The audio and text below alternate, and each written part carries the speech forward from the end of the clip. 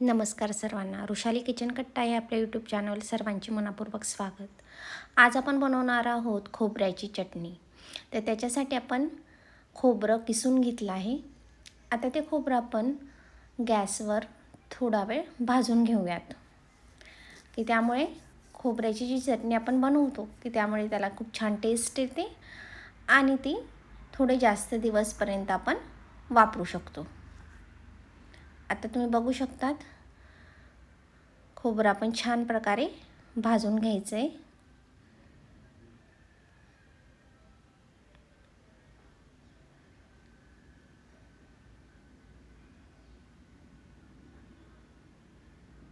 खोबरं छान प्रकारे भाजून घेतलं. तर त्याच्यासाठी लागणारं साहित्य: लसणाच्या पाकळ्या, तिखट, मीठ, साखर आणि जिरे.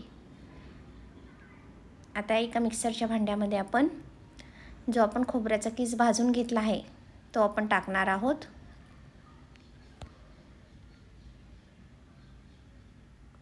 आता तो आपण त्याच्यामध्ये टाकला. आता त्यामध्ये आपण ॲड करणार आहोत लसणाच्या पाकळ्या, त्यानंतर जिरे,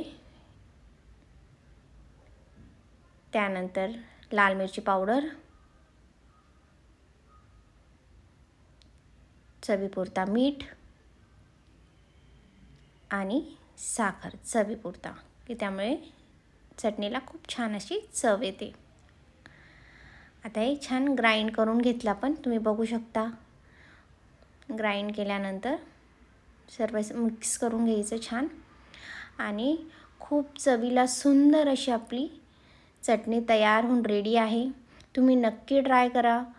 तोंडाला चव येत नसेल किंवा पोळीसोबत खा, भाकरीसोबत खा, खूप छान अशी चटणी आपली बनवून तयार झाली आहे. ती तुम्ही काचेच्या एखाद्या बरणीमध्ये स्टोअर करू शकतात.